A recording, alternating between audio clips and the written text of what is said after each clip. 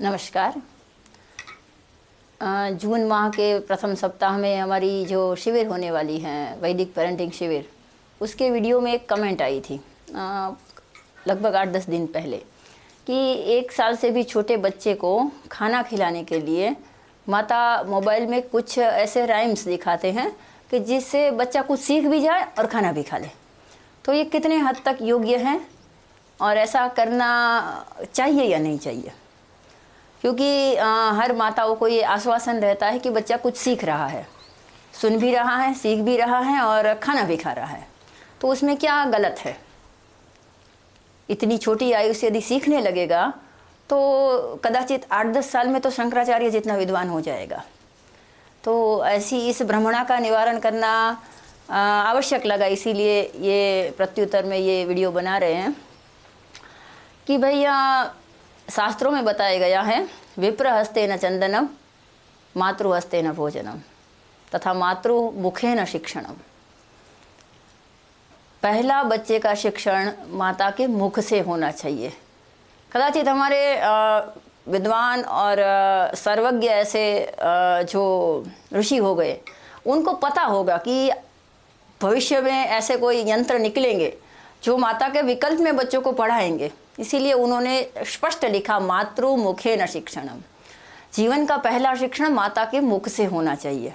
इसके संदर्भ में मुझे एक कहानी याद आती है जो बहुत वर्षों पहले मैंने सुनी थी। कोई मुझसे मिलता है तो पूछता है कि आपने बहुत सारा पढ़ा होगा, नहीं? मैंने कहा पढ़ा तो है, वो तो मेरी आंखों पे लगे चश्मे बता रहे हैं कि मैंने बहुत सारा पढ़ा है, लेकिन मैंने पढ़ने से भी ज़्यादा सुना है। कहानियाँ सुनी हैं, तत्वज्ञान की बातें सुनी हैं, जहाँ से भी कुछ अच्छा सुनने को मिला मैंने सुना है। और हमारे यहाँ सुनने की ही परंपरा है। हमारे वेदों को श्रुति कहा गया है, विद्वान को बहुश्रुत कहा गया है। तो एक कहानी मैंने सुनी थी, किससे सुनी थी वो अभी स्मरण में नहीं है। तो उस कहानी में ऐसा है कि एक 2.5-3 साल का बच्चा है, अपने घर के विंडो के पास, खिड़की के पास खड़ा है। एक चिड़िया का बच्चा आता है और चिड़िया का बच्चा और मनुष्य का बच्चा दोनों बातचीत करते हैं। क्या बातचीत करते हैं? चिड़िया का बच्चा बोलता है कि कैसे हो भाई? तो मनुष्य का बच्चा बोलता है ठीक ठाक हूँ भाई। तो चिड़िया का बच्चा बोलता है इतने उदास होके क्यों बोल रहे हो भाई? खुश रहो ना, देखो मैं कितना खुश हूँ, चहकता हूँ, घूमता हूँ, टहलता हूँ, इधर उधर उड़ता हूँ। हाँ, मैंने देखो उड़ना भी सीख लिया, अब तो मैं दाना ढूंढने खुद जाता हूँ। मेरी माँ मेरे साथ होती है लेकिन मैं दाना चुगना सीख रहा हूँ अभी। तो उसने, मनुष्य के बच्चे ने कहा कि तुम कितने भाग्यशाली हो। तो उसने कहा तो लोग बोलते हैं कि मनुष्य जन्म मिलना दुर्लभ है, भाग्यवान तो तुम हो ना। तो उसने कहा नहीं, तुमको उड़ना तुम्हारी माँ ने सिखाया, तुमको बोलना तुम्हारी माँ ने सिखाया, तुमको मुंह में निवाला पहला तुम्हारी माँ ने दिया। मेरी माँ तो नौकरी करती है बेचारी, हाँ, सुबह जाती हैं शाम को आती हैं और बस मुझको सुलाने और जगाने के सिवा और कुछ काम नहीं कर पाती हैं। न मैं मेरी माँ के हाथ से निवाला खाता हूँ, न मैं मेरी माँ के मुख से कुछ पढ़ पाता हूँ। मुझको पढ़ाने के लिए एक महिला कोई रखी है, मुझको खिलाने के लिए एक महिला कोई रखी है। अब मैं उन दोनों में से किसको माँ मानूँ, या तीसरी जो मुझे केवल जन्म दे के छोड़ दिया है इन दोनों लोगों के पास, उसको मेरी माँ मानूँ? मैं किसको मेरी माँ मानूँ? तुम तो भाग्यवान हो कि तुम्हारी माँ तुम्हें मुंह में दाना लेके खिलाती हैं, तुमको बोलना तुम्हारी माँ ने सिखाया, तुमको उड़ना तुम्हारी माँ ने सिखाया, तुमको पहला निवाला मुंह में तुम्हारी माँ ने दिया। और इतना करने पर भी उसने ये अपेक्षा भी नहीं रही कि मेरा बच्चा मेरे साथ रहेगा। और मेरी माँ तो प्रतिपल, मेरे माँ बाप यही सपने देखते हैं कि मेरा बच्चा तो पढ़ लिख के हम उसको पढ़ाएंगे, लिखाएंगे, इतना बड़ा आदमी बनाएंगे और वो हमें हमारे साथ रखेगा, उनके साथ रखेगा। तुम्हारी माता तो मेरी माँ से भी ज़्यादा सेल्फलेस हैं। सेल्फलेस सर्विस तो तुम्हारी माता की है। मेरी माँ तो मुझे लेके अभी से मैं 2.5-3 साल का हूँ तभी से लेके इतने सपने सजा के रखे हैं।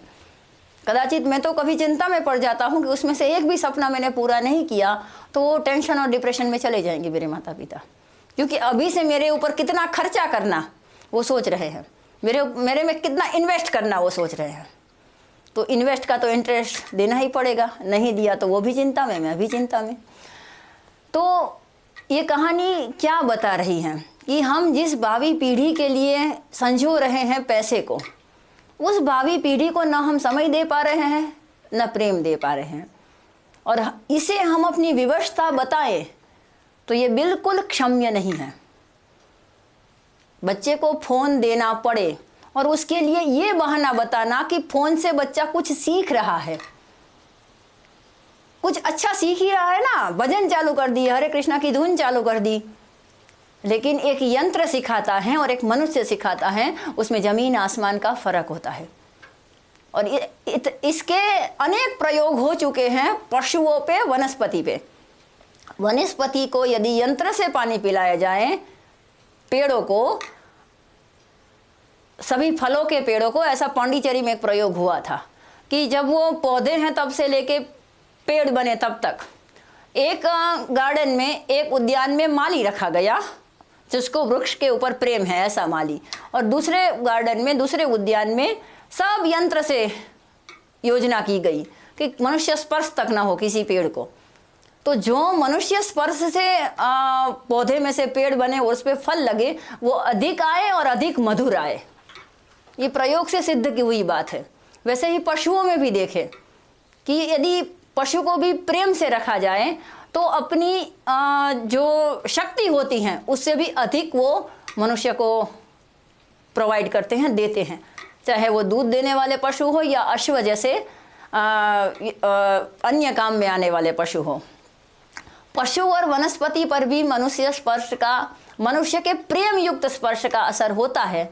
और आपका बच्चा मोबाइल से कुछ सीख लेगा, और मोबाइल एक माँ का विकल्प है, एक माँ के द्वारा या एक परिवार के द्वारा मिलने वाले शिक्षण का विकल्प मोबाइल है, ऐसा सोचना भी कितनी हीन बुद्धि की बात है। दूसरा कि यदि मोबाइल नहीं होता या मोबाइल नहीं है तो बच्चा खाता नहीं है। मोबाइल नहीं होता है या मोबाइल ना हो तो बच्चा खाता नहीं है। तो इसका मतलब कि माँ नहीं हो तो चलेगा, मोबाइल है तो चलेगा। अब मुझे तो अधिक पता नहीं है, लेकिन बहुत माताओं की ऐसी हीन सोच होती है कि वो किसी और व्यक्ति के हाथ में अपने बच्चे को नहीं सौंपेगी, क्योंकि उसके ऊपर उसका भरोसा नहीं है। यहाँ तक कि कुछ माताएं तो अपने परिवार के सदस्यों तक को, मानी कि सास को, ननद को भी बच्चा नहीं सौंपेगी। और कारण क्या मिलता है पता है? अति दुख होता है ये कारण सुन के। कभी इतने ये कील की तरह चुभता है हृदय में। कारण ये मिलता है कि बच्चा मेरा उसका हो जाएगा। आपने जिसे जन्म दिया, आपने जिसे अपना दूध पिलाया, वो बच्चा और मेरा होते हुए और किसी का नहीं होना, ये अति संकुचितता का लक्षण काफ़ी स्त्रियों में मैंने पाया। इसीलिए मुझे बहुत दुख के साथ कहना पड़ता है कि माँ शब्द की ये अपमान कर रहे हैं। ये 10 बच्चों को जन्म दे फिर भी माँ नहीं है, और एक भी बच्चे को जन्म न देने वाली शारदा मणि देवी माँ थी। एक भी बच्चे को न जन्म देने वाली माँ, स्त्री भी माँ हो सकती है, और ऐसे 10 बच्चे को जन्म देने वाली स्त्री भी माँ नहीं हो सकती है। मैत्रेयी ने भी किसी बालक को जन्म नहीं दिया था, फिर भी वो माँ है। बहुत ऐसी स्त्रियां होंगी जिन्होंने बच्चे को जन्म नहीं दिया है, फिर भी अपने विस्तृत हृदय और अपने भरपूर वात्सल्य भाव से वो माँ है। एक बच्चे की नहीं, अनेक बच्चों की माँ है। और एक माँ जब बोले कि मेरा बच्चा मैं दूसरे के पास इसीलिए नहीं दे, वो संभाल तो बहुत अच्छी रखते हैं, लेकिन इसीलिए नहीं देती वो उसका हो जाएगा। प्रेम किसी को बांधता नहीं है, प्रेम हमेशा मुक्त करता है। प्रेम की व्याख्या ही ये है कि जो मुक्ति का मार्ग दिखाए वो प्रेम है। बाकी सब वासनाएं और काम है। केवल विजातीय और युवान स्त्री पुरुष में ही वासना नहीं होती है। एक माता के प्रति संतान की ऐसी हीन संकुचित वृत्ति भी एक प्रकार की वासना ही है। स्त्री और पुरुष का अनैतिक संबंध तो वासना का केवल एक स्थूल रूप है। जरा विषयांतर से बाहर आए तो मेरी दृष्टि से सबकी अपनी अपनी सोच हो सकती है, और उसकी सोच को जस्टिफाई करने के लिए इस प्रकार के कारण भी लोग निर्माण कर लेते हैं कि मोबाइल 1 साल से भी छोटे बच्चे को देना क्यों योग्य नहीं है, क्योंकि बच्चा मोबाइल से कुछ सीख रहा है। तो मेरी दृष्टि से या मेरी सोच से बच्चा मोबाइल से क्यों सीख रहा है, क्या सीख रहा है, 1 साल का बच्चा क्या समझ रहा है, वो आपको पता है? नहीं पता है। 1 साल का बच्चा कुछ बोलता नहीं है, स्पष्ट बोलता नहीं है, 1 साल का बच्चा तो छोड़िए, 18 साल के युवक को पूछिए कि आप क्या हैं, क्या बनना चाहते हैं और उसके लिए आपका मैप क्या है, वो स्पष्ट शब्दों में 10 मिनट में बताइए। वो नहीं बता पाता है। ये आज के शिक्षण का प्रभाव है। तो 1 साल का बच्चा अपने अंदर ऐसे दृश्यों को संग्रहित कर रहा है जो उसे नहीं देखने चाहिए। बीच में ऐड आई, उसकी 1 सेकंड भी बच्चे ने देख ली तो उसके अर्ध जागृत मन पे क्या असर होता है? वो कार्टून देख रहा है, वो राइम्स देख रहा है, कार्टून देख रहा है, जो भी ऐसा कुछ देख रहा है जिसमें मेरे ख्याल से 2% भी बच्चे के देखने लायक नहीं होता है। और ये तो विज्ञान ने स्वीकृत की हुई बात है कि मोबाइल एंड्रॉयड के जो सिस्टम से जो निकलते हैं वो रेस उसके आँखों को और मस्तिष्क को, उसके ब्रेन के न्यूरॉन्स को बहुत प्रभावी रूप से हानि करते हैं। मोबाइल शरीर से कम, ज़्यादा से ज़्यादा दूर अंतर पे रहे, ज़्यादा से ज़्यादा समय तक मोबाइल अपने शरीर से दूर रहें। ये मोबाइल बनाने वाले कहते हैं, मैं नहीं कहती, आप सर्च करके देख सकते हैं। तो युवाओं के ऊपर, वयस्कों के ऊपर मोबाइल का इतना प्रभाव है, तो शारीरिक तल पे भी देखें तो मोबाइल बच्चों के पास होना ही नहीं चाहिए, रखना ही नहीं चाहिए। बच्चा मोबाइल की जिद करे तो उसको स्विच ऑफ करके दो। ये मेरा अनुभव है कि कोई भी बच्चा मोबाइल की जिद करे तो उसको स्विच ऑफ करके दो। अंदर कुछ गतिविधि नहीं होगी, वो अपने आप छोड़ देगा कि अंदर कुछ हिलता नहीं है, डुलता नहीं है, मृत हो गया है। स्विच ऑफ करना माने मृत कर देना, उसको मार डालना, उसको बेहोश कर देना। तो वो छूता भी नहीं है फिर, लेकिन हमें छोड़ना पड़ेगा। हम नहीं छोड़ पाते, इसीलिए बच्चे को भी थमा देते हैं। बहुत घरों में 6-6 महीने के बच्चे को चाय पिलाते हैं। क्यों? बड़ा हो गए तो पीना ही है ना, तो अभी से टेस्ट करने लगो। तो वो उसको हम कितने हीन वृत्ति के मानते हैं कि देखो 6 महीने के बच्चे को चाय पिला रहे हैं, लेकिन 6 महीने के बच्चे को मोबाइल दिखा रहे हैं, तो चाय से भी ज़्यादा घातक हुआ। जैसे 6 महीने के बच्चे को चाय पिलाने का हम समर्थन नहीं कर सकते, वैसे 6 महीने या साल भर के, 1.5 साल भर के बच्चे को मोबाइल दे देना, और वो भी ये बहाने से कि वो कुछ सीख जाए, तो ये तो बिल्कुल क्षम्य नहीं है। और दूसरा, हमारे यहाँ बताया गया कि 5 साल तक बच्चे को कोई भी प्रकार का औपचारिक शिक्षण नहीं देना है।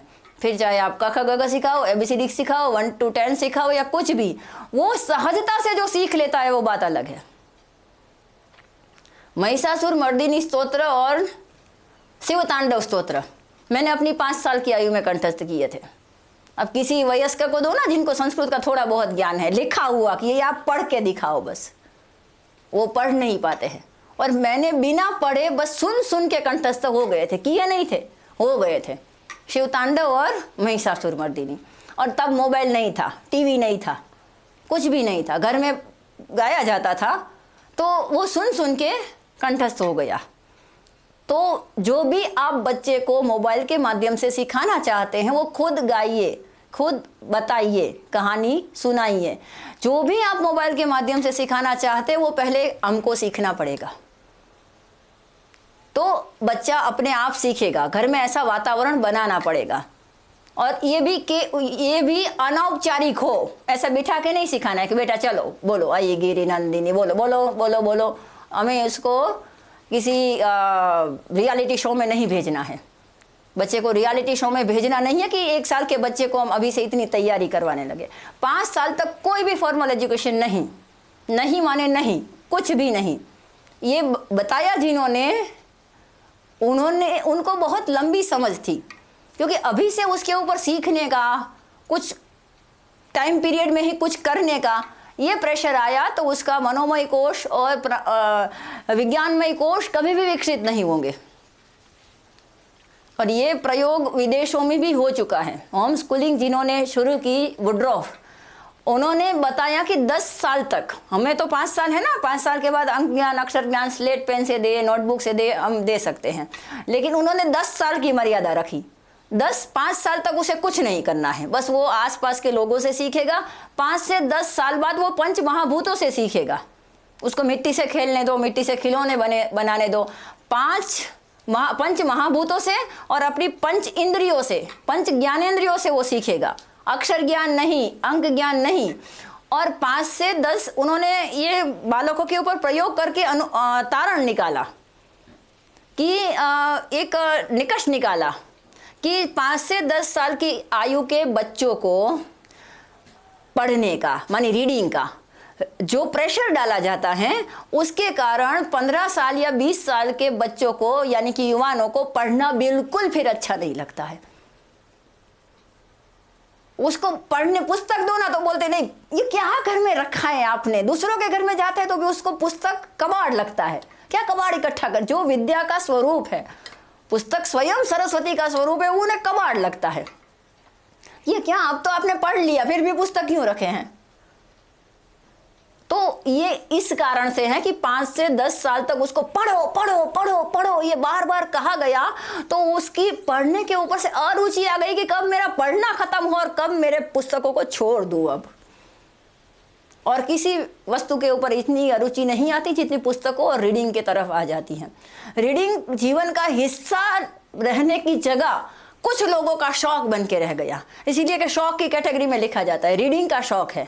क्यों? रीडिंग जीवन का एक हिस्सा होना चाहिए और सबके जीवन में जैसे आहार की जरूरत है वैसे ही पढ़ना मन का खाद्य है, मन का आहार है पढ़ना। फिर भी पढ़ने से सब मन चुराते हैं। क्यों? गलत परवरिश, कम उम्र से सिखाने के देने, सिखा देना सिखा देना, सिखा दो सिखा दो सिखा दो। लेकिन मैंने एक बार जीवन में अनुभव कर लिया, वो बात मैं यदि पुस्तक से पढ़ूंगी तो आनंद आएगा। हाँ, कि मैंने ये अनुभव कर लिया है, अब पढ़ के देखते हैं। मानी प्रैक्टिकल पहले, थियोरी बाद में। लेकिन उल्टा होता है आज की शिक्षण पद्धति में। ठीक है, जो भी हो, आप यदि बच्चे को 2 दिन की आयु से ही मोबाइल देना चाहते हैं दे दीजिए, कोई बात नहीं। बच्चे के शारीरिक तल की हानि का ही विचार करते हैं तो वो भगवान ने शरीर बहुत अच्छा बनाया है। आप कुछ भी प्रकार का अपथ्य कर लेंगे तुरंत असर नहीं दिखेगा। तंबाकू खाने वाले या दारू पीने वाले को 2 दिन में कैंसर नहीं हो जाता है, 2 महीने में भी नहीं होता है, 2 साल में भी नहीं होता है। इसीलिए कोई ऐसा दावा करे कि मैं तो 10 साल से तंबाकू खा रहा हूं, देखो कुछ हुआ, और एक दिन एक्सीडेंट में मर गया बिना कुछ हुए ही।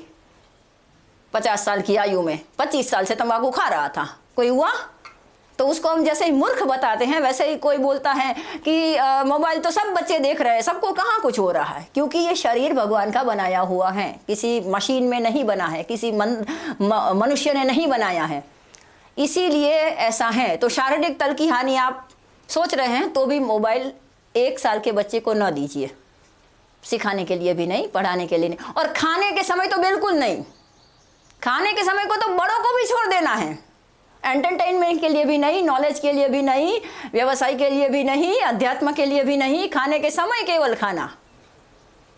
जैसे हम पूजा कर रहे हैं वो तो मोबाइल को स्विच ऑफ कर देते हैं, मोबाइल को साइलेंट कर देते हैं, म्यूट कर देते हैं, उसी तरह भोजन का समझिए।